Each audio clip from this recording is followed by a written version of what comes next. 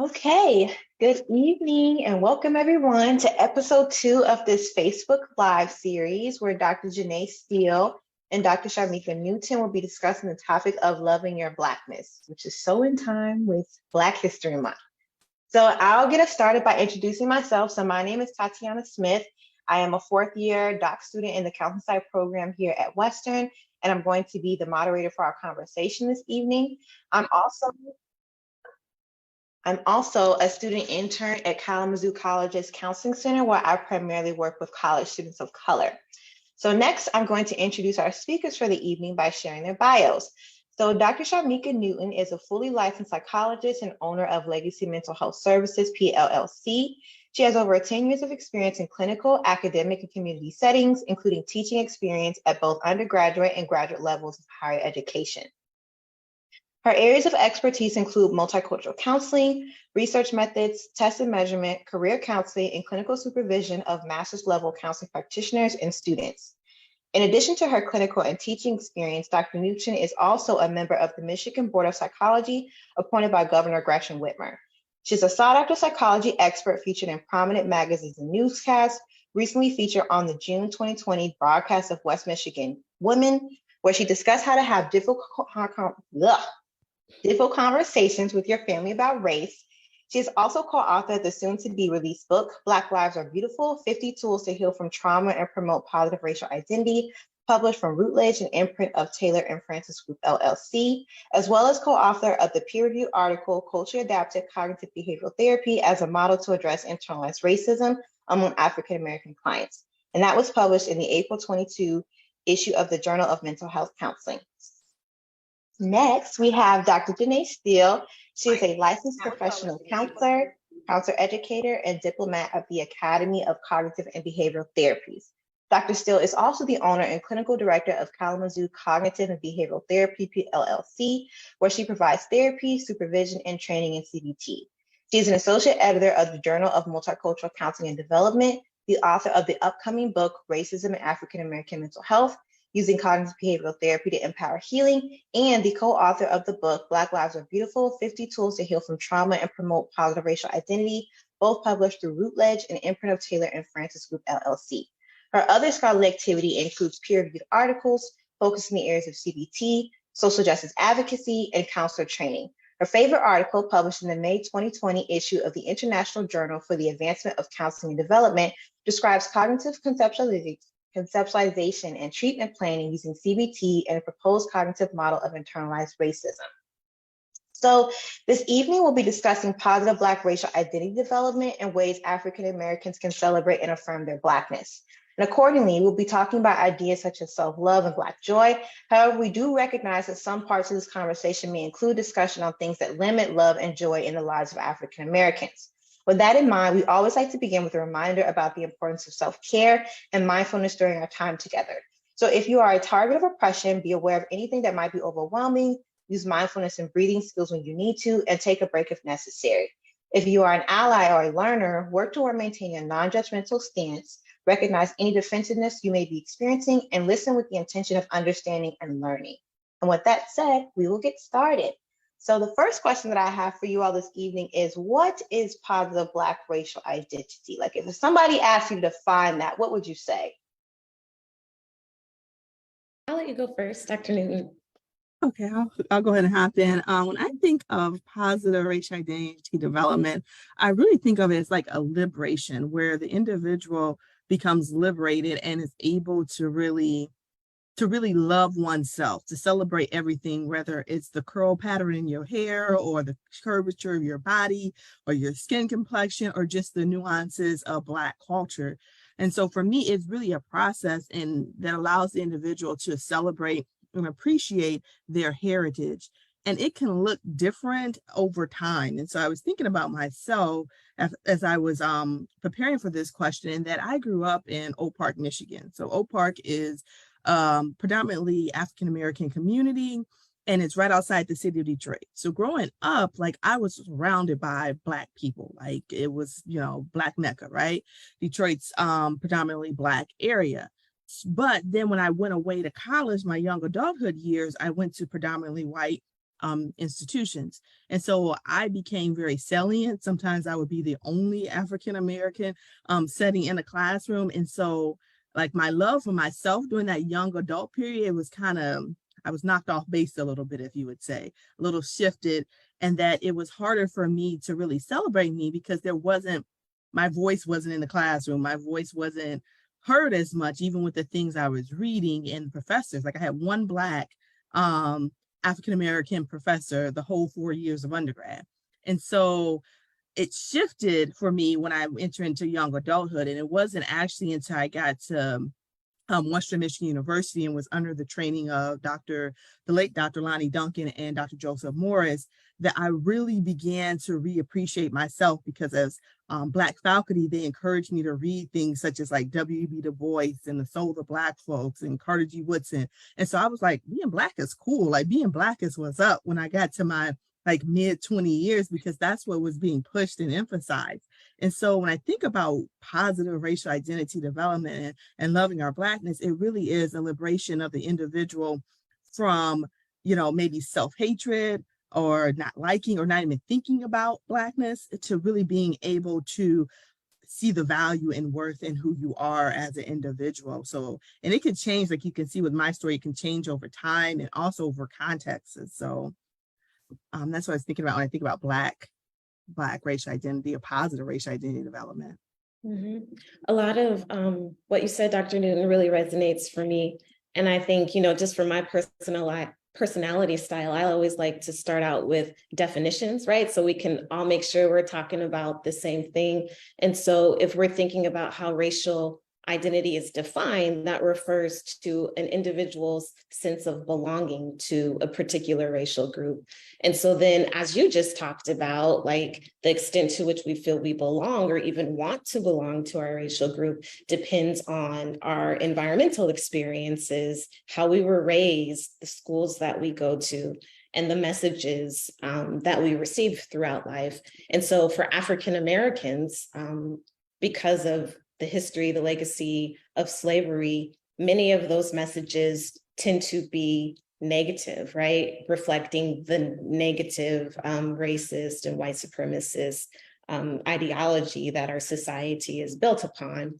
And so when I'm thinking about racial identity and positive racial identity, I'm thinking about like how much work has been done in an individual's life to counteract those messages, because they're everywhere, right? They're like in what we see and what we don't see, and what we hear and what we don't hear. So like when we're kids and we're growing up, if like you described, Char, if you grow up in a community that is predominantly African American, you have like diverse individuals in your group, you have a diversity of experiences, you're able to see like Black people being treated well and respected and hold positions of leadership, it's much more likely that you're going to develop a positive racial identity. Conversely, if you grow up in more racially mixed settings, or even if you grow up in predominantly white settings, it can be more difficult to get those experiences that will facilitate that positive racial identity. So like for myself, I grew up in a more racially diverse environment. In my school, there were plenty of kids of all racial backgrounds, but we were all kind of like second-class citizens in our schools, right? Like I had one African-American teacher the entirety of grade school. I can't remember high school, all of the teachers I had, but I know for sure elementary, middle school, I had one African-American teacher. I can't recall an African-American teacher in high school. Right. So that sends a message when there aren't people who look like you, that are in leadership, that are teaching you, that are guiding you, that are structuring who you're going to be as an adult. And then on top of that, like none of the African-American kids in my school were in gifted programs or were able to participate in extracurricular activities, because those things required money and transportation and things that people in my segregated community didn't have access to as it related to getting to our school, which was across town. And so all of those types of things have an impact on an individual's racial identity. And because of that, for most African Americans, like developing a positive racial identity is actually a process. Like you talked about, Dr. Newton, and for many of us, it starts off with negative or anti-Black views, or maybe neutral, where you don't even think about it at all. But eventually, because the way race works in our society, most of us are going to encounter something at some point in our lives to wake us up to the role that race has in our lives and how we see ourselves. And when that encounter happens, and we go through another process where we have to deal with things like anger, and even guilt over the way that we've viewed ourselves and others within a racialized society. But along with that, there comes like a love for being Black and an enthusiasm about Black history and culture and learning about yourself. And so for me, that's kind of actually like my favorite place of racial identity development, because it's where you really get to grow and develop the kind of self-love that we're talking about tonight. Yeah, I agree totally. And I think it's those experiences that causes like that awakening with us, where we have to kind of evaluate our racial identity because of how we may be treated by white Americans or by white culture. And as I was thinking about it, for me, one of the salient events, even though, like I shared, I grew up in like around, Black communities, for me, one of the events that kind of caused that awakening within myself that something may not be right here was Rodney King. And I thought about this earlier today, like seeing that video and that image that, wait a minute, why are Black people being treated like this? And I think it's those experiences that really can impact how we view ourselves, and can shake that positive identity that when we're treated like less than human, in that example. And that was something that I think I was probably about 10 or 11 years old when that happened. But it's those things that cause us to have our, racial identity kind of questioned or shaken. Right, that's a good point, because another part of racial identity development is recognizing that you have a shared fate with the other members of your racial group. And I too recall Rodney King and thinking like, man, we got to stick together, because they out here beating people and with impunity, right? Like with no punishment. And so that, I forgot about that, but you're right. I think in terms of, if you're an 80s baby growing up, that probably was a really significant experience that helped to shape racial identity for African Americans at that time.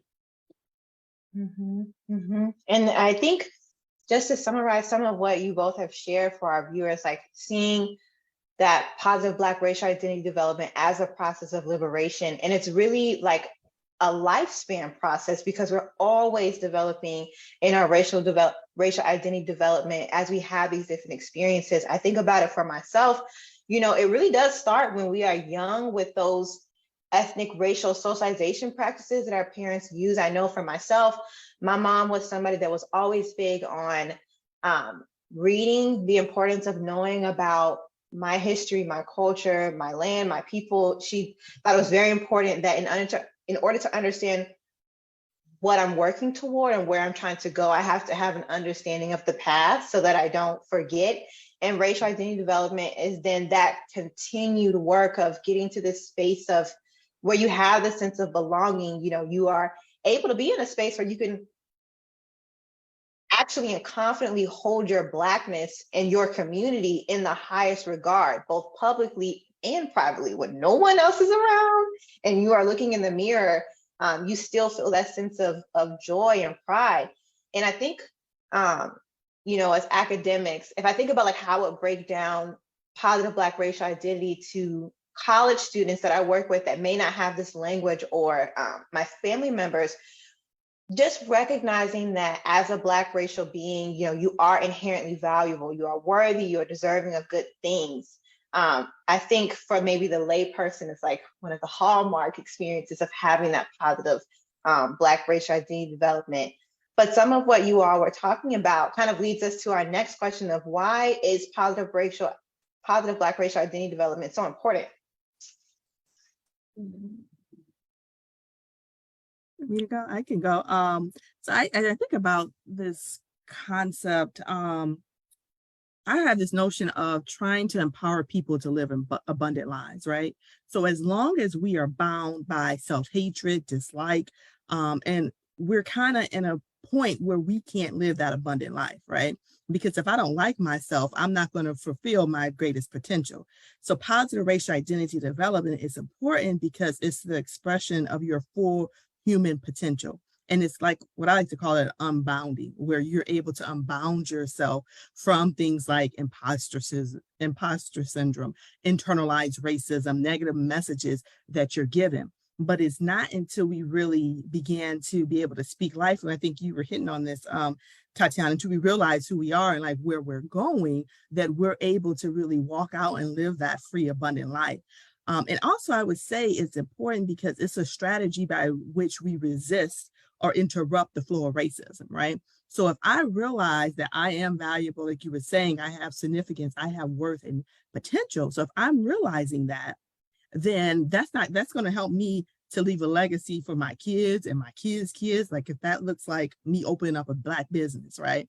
So me opening up a Black business, I got to be able to believe in myself to have that entrepreneur spirit. But if I'm held back by that thought of I'm not good enough, or I don't cut it, or I'm not smart enough, those messages sometimes that white supremacy tries to give Black folks, as long as I keep holding on to that, I'm never going to reach the magnitude of my potential, and I'm never going to really honor the power that's within me. And so I think that's one of the reasons. So for me, it comes back to abundant life, like so that we're not living lives that are sheltered or less than what we're called to be.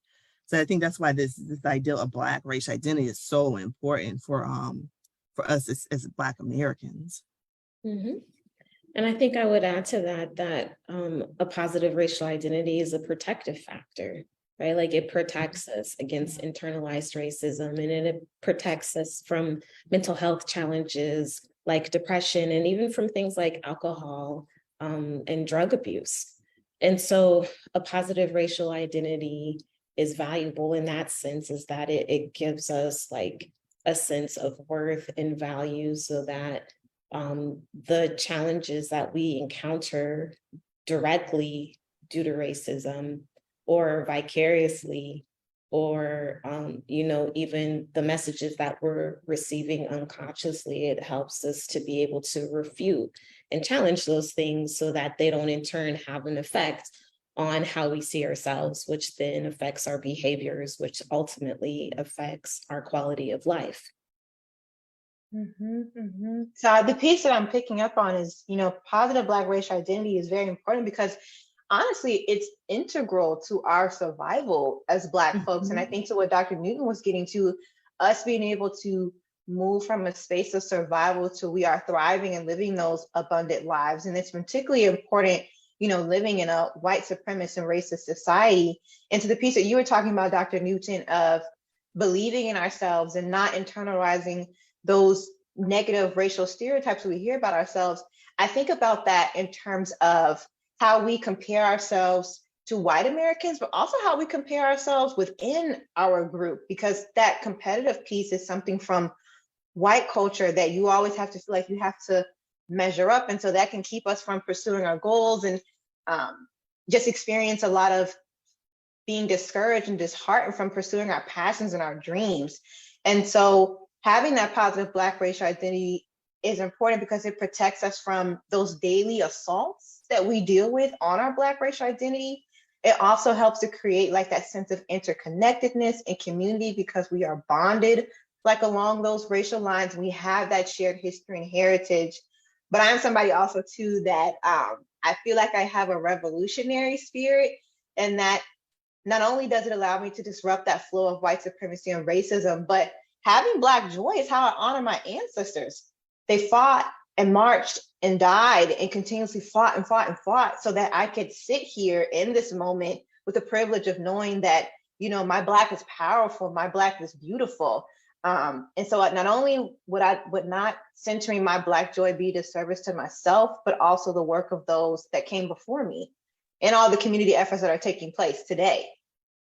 feel like I'm in church. I'm about to say amen, Tatyana, like that's You what I'm got talking about. a Like it's like it's so much greater than us, right? It's the legacy that's going to be left. And then it's also honoring those people who died for us to be in positions that we're in now. Like, sorry, I just had a church moment. Sorry, Black church. We don't do honor Black History Month. All Yeah. I'm here for it.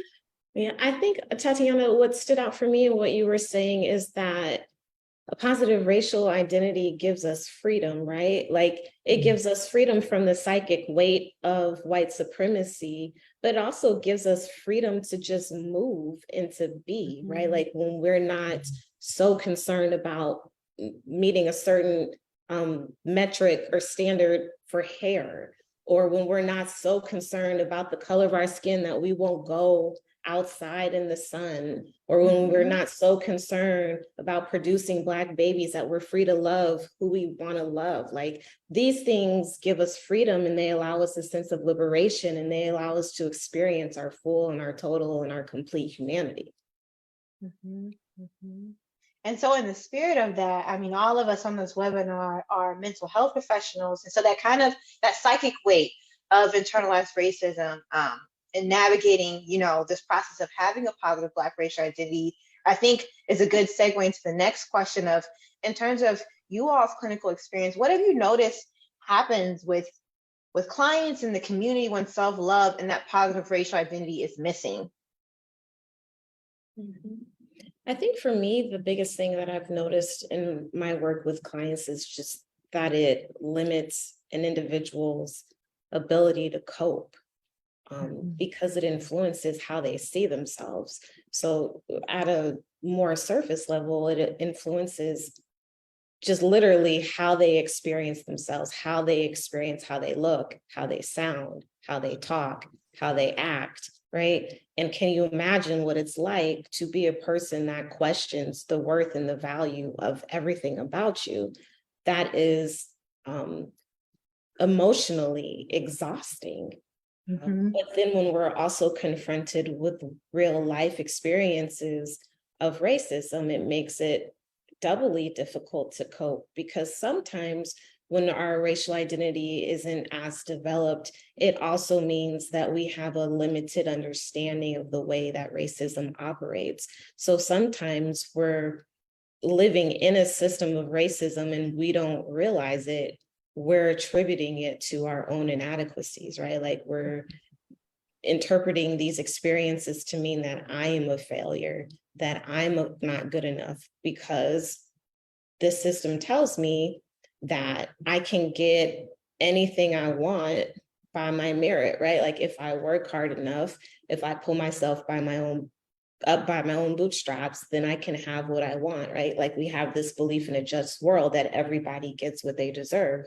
But really, that's not quite how it works. It's a little bit more complicated than that. But without like that education, critical consciousness piece that comes with a more developed racial identity, we miss that. And then that leads to negative beliefs about ourselves, which again, like limits the way that we move in the world, and limits our ability to achieve our goals. Yeah, when you say that, I think about like what Du Bois talks about when he talks about double consciousness. It's like we're always having to navigate the white terrain, right? And part of that navigation is we lose a part of who we are. Like if it's feeling like I can't wear my hair straight because they may judge me, or I can't, talk a certain way because that might get judged. And so it's like we're constantly having to wear this mask in various, whether that be school or work, or we're in our community, wherever we're at, we're always having to wear this mask, and we're never able to really be fully authentically ourselves. And so in clinical settings, a lot of times I'll see clients come in and they're like dealing with things like anxiety, where, it's like they can't freely be themselves, and that creates distress within themselves. And so I see it as manifests itself as anxiety. I also see it sometimes even depression within individuals, because they played the rules of the game, and because of white supremacy, white racism, they haven't been able to move up or matriculate through through the various domains or spheres of their life. And so it leads them to feel like this, like hopelessness, helplessness, like no matter how hard I try, I never reach, the goal, if that's promotion, working up corporate America. And so I see it manifest itself sometimes as learned helplessness too, or hopelessness within the individual, which to me is saddening, right? And I was also thinking about something you said earlier, Tatyana, just about intra-group racial dynamics. And we, talk a lot about white supremacy with the implication that a lot of the struggles that we have with race are due to interactions with members of the dominant racial group. But sometimes like those same worldviews and ideologies influence the way that we see each other and the way that we treat each other too. And so that's also like another level or dynamic that I think about when I think about how underdeveloped racial identity influences an individual. And I think I see particularly more and more the consequences of not having a positive Black racial identity in the form of that internalized racism, that internalized anti-Blackness with Black students in particular, because, the internship site that I'm working at right now is a small white liberal arts college. And so those students each day are constantly dealing with various forms of assault on their Black racial identity. And so when I thought about this question, what I've seen in my clinical experience is that my Black clients will act often in ways that are self-defeating and self-sabotaging, and not taking care of themselves and prioritizing their mental wellness and well-being. And so I've seen this look like poor mental health outcomes, like the depression, the anxiety, the race-based trauma and stressors, and that going untreated because we're telling ourselves like, no, I'm fine. Like, oh, I'm just tired, but, overlooking and minimizing what we're experiencing. But also the self-hatred that Dr. Newton was talking about earlier, and how that can then lead to a breakdown of our interpersonal relationships because it doesn't allow us to show up as our best selves in that system, and then using substances to self-medicate.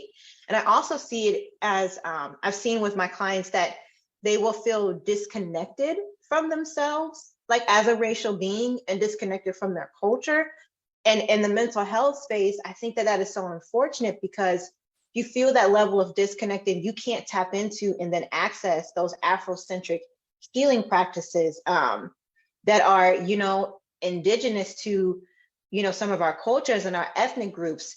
So it's definitely concerning when those two ingredients are not present for Black folks, especially.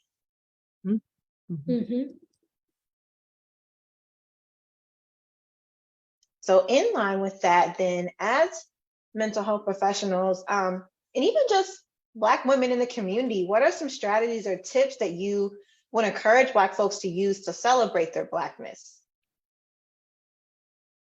I'd say for me this year, I am all about Black joy.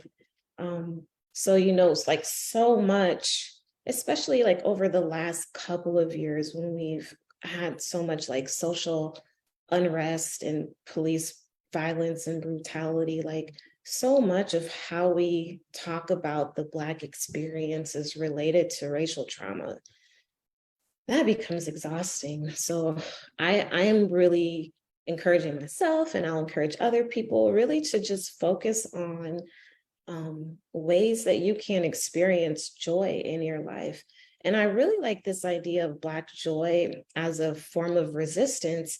If we think about oppression being meant to limit an individual's happiness, when we are able to experience joy anyhow, we're resisting that oppression. And again, for me, that has been by focusing on self-care, doing things that make me feel good, things that I enjoy, things that allow me to appreciate myself, my body, the aspects of my Black racial identity, Black culture. Those are the things that I've been focusing on. So it can be, like individual things, but it can also be things like being intentional about learning more about my relatives, my ancestors, leaders in my community, and being inspired by their stories. Or it could be simple things like taking a walk. And it can also be giving yourself permission to enjoy things that society says really isn't for Black people. So I think, that is something, talking more about that internalized racism piece that's been a struggle in our community as well. So it's really just, I think celebrating Blackness, practicing self-love can really just be about allowing yourself to experience joy and happiness and pleasure. And for me, I'll kind of share a case. We have some parents out there, as well as I'll share for older adults, because I work across the lifespan. So with children, I like to emphasize, if you have children or you have significant, Black kids in your life, I like to emphasize reading. So, and I think we talked about this at the very beginning. I'm going to share this book with you all. It's called Hey You. And it's a Black book, and the little boy, the pictures on it are beautiful, right? And so one of the things I do with my son is we go to Barnes and Noble, and even when it's not Black history, Barnes and Noble is pretty good about having a Black section. So or Black authors or Black books. So reading to your child, he's only 1 year old, right? But we still read to him, and the words that we read to him are speaking life, speaking empowerment into him. And so for older kids, you can, have them read the book to you and speak life and empowerment into themselves. And so I'll share just real quick, for those out there who are looking for like ways to build positive self-identity within kids. Like, this is just one page of it. It says, you stand on the shoulder of greatness. You share your magical Malona with countless generations of geniuses, creators, leaders, and great thinkers. Your potential is infinite. And then it has pictures of like some of the, great leaders, right? And so what you can do is you can take the book and just go to the dollar store and get a pack of stickies and sticky notes, and just have the child write down like positive affirmations, like your potential is infinite. You stand on the shoulder of leaders. Greatness is in your DNA. Like, have them pull out and put those stickies on, their door or their wall as a way to encourage them. For older kids, send your kids a text message, like they're always on the phone anyway. So send them a text message that speaks life to them and encourages them. So when they go to school and maybe they're dealing with the teacher who doesn't understand their Blackness, they can look at that text message and reaffirm themselves. So those are things I would encourage, like reading, the use of affirmations for children, adolescents. And then for like adults, I would say like using our senses, our 5 senses, to celebrate our Blackness. So if you're a therapist, you can do this with your clients, or if you just, a person of color who's looking to affirm, just trace your hand and then put a sense in each one of your hands. So sight, sound, taste, touch, smell. So you're gonna trace your hand like back when we was in kindergarten, and then you're gonna put a sense in there. So sight, sound, taste, touch, smell, and identify something for each one of those senses that brings you pride or a sense of positivity. So like for sight, it may be creating a collage with a picture of your ancestors on it, or aunts, uncles, cousins, or even maybe people you don't know. Like, I like Michelle Obama. Put her on there if you like her, So that's your sight. Then on your next finger, you're going to come up with something with sound. So sound may be like hearing a sermon that affirms you, or a Negro spiritual, or a podcast. There are a lot of Black podcasts that are out there. So that's sound. Third one, taste. We may not always have money as Black people, but we have always got food. We got a soul food meal for you. Maybe it's cooking a soul food meal. So that's taste, or using a recipe that's been passed down. That's a way to bring pride to oneself. The fourth one, touch. This could be, I had a client, she had a stone that she had made into a necklace, and it was from her great grandmother. It was passed down. So she would often, when she said she felt very salient about being Black, like when she was in board meeting stuff, she would touch that stone and use it as a way to encourage herself. And then smell, it could be anything from shea butter, African shea butter, or a product that's made by African incense. The smell of peppermint, whatever it is that kind of arouses your senses. And so that's a strategy, because those are things you can do. And we know our senses are impacted by how we feel, how we think, And so just drawing that out and then being intentional about using those five senses, I think is important. And the reason why I have people draw it on their hand is because it's the idea there's a lot going on around us that we can't control, but we can definitely control what's in our hand. So when you feel like you're positive or your identity is shaken and is not so positive, say, what's in my hand? Like, what can I control? Can I put on some soul music or cook a good meal? Or can I, use my sense of sight to kind of reground me, re-earth me into like the greatness that's, within me. So those are just some ideals I have as it relates, across lifespan. Because I think, again, it's important to do it with children, but also we as adults got to kind of empower ourselves as well. And Dr. Newton, when you talked about shea butter, it reminded me of a joke that Cat Williams told about Black women smelling like Motion's conditioner and cocoa butter. And so that reminded me of another way that we can, practice love, self-care is through humor, right? Like just laughing and having a good time and not taking things so seriously can be helpful too. Mm-hmm. Mm-hmm. Yeah, I really appreciate, and I'm sure the viewers appreciate these concrete strategies for celebrating our Blackness, especially with attention to those that are raising young Black children, because there's so many assaults on their identities, especially being exposed to the anti-Black violence that is going on.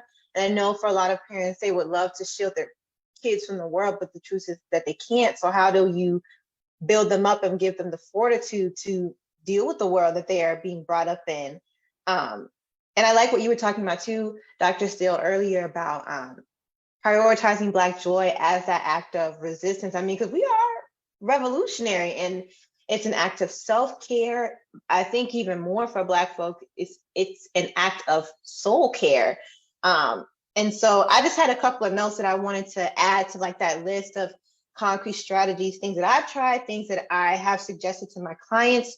So the first one that came to mind was being connected in community, and taking that time to celebrate our heritage months, like Black History Month, like Juneteenth, educating ourselves about the history of our land and our people. So I've seen people do that through books, through watching TV series, movies, documentaries, podcasts, trips to museums, like you were talking about, Dr. Newton, practicing those positive affirmations and mindfulness exercises that center our Blackness. Also through personal expressions, shea butter, smelling like Motion's conditioner, our hair, our sense of style, our music, our dance, our art, our soul food, our interests. I think about in your home, surrounding yourself with cultural cues in your home that affirm your Blackness. So Black art, Black pictures, Black decorations. My home is a Black girl oasis. So it doesn't matter what's going on out there in the world. I come back home and all I have to do, every room in my house, I see things about Black people, Black women that affirm me in my identity. So that helps me, particularly on those days where I feel, shaken or riled up. It helps to recenter me and ground me. Utilizing those Afrocentric healing practices and engaging in practices that honor our ancestors, because there's a lot of home remedies and things that have been passed down through our families that can help us, in developing that positive racial identity and healing. And then for the therapists that are out there, joining professional organizations. So I think of the Association of Black Psychologists, like, for the Black mental health professionals out there. Mm-hmm. Yeah, and I think, I was just gonna underscore in both what you were saying. For me, being intentional and getting information that is going to increase your critical consciousness is so important. So like Dr. Newton talked about taking her child and reading books, or Tatyana talked about connecting with community and participating that way. Whatever we can do that will increase our understanding of social forces that influence how we see ourselves, so that we can then begin to be intentional in challenging those things and viewing ourselves more positively. It's so key. Yeah, and I was just going to add what you said about connecting with others. So like I've worked at places where I was the only African American psychologist there, but I was able to find groups like I live in Grand Rapids, Michigan. So there's the Grand Rapids mental health group of color.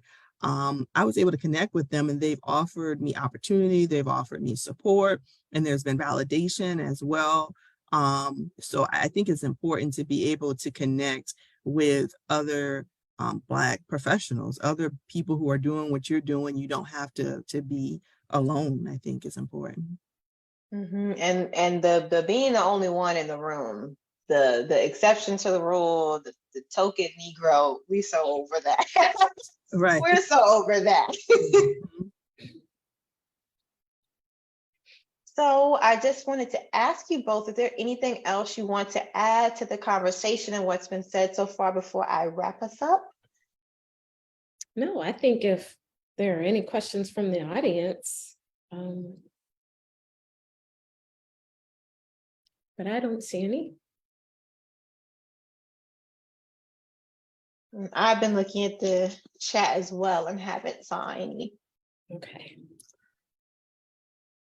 Okay, so Dr. Newton, Dr. Steele, and I would like to thank everyone for joining us. If you are interested in learning more, please check out their book, Black Lives Are Beautiful, 50 Tools to Heal from Trauma and Promote Positive Racial Identity, which you can find on Amazon, and we'll be sure to post that in the discussions section of our conversation today.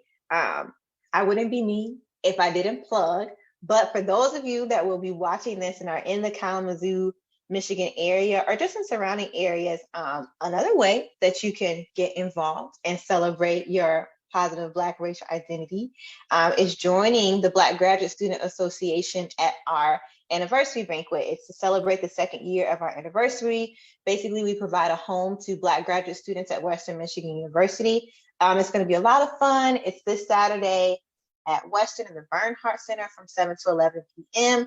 Fred Hampton Jr. of the Black Panther Party is going to be our event speaker. We're going to have food and music. It's going to be a lot of fun. So if you can make it, the tickets are free now. So you just have to RSVP. And we would love to see you and to have you.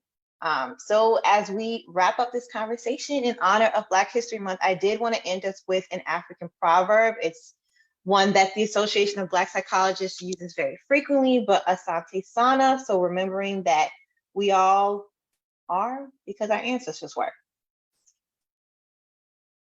Thank you. Thank you. All right. Good night, everyone.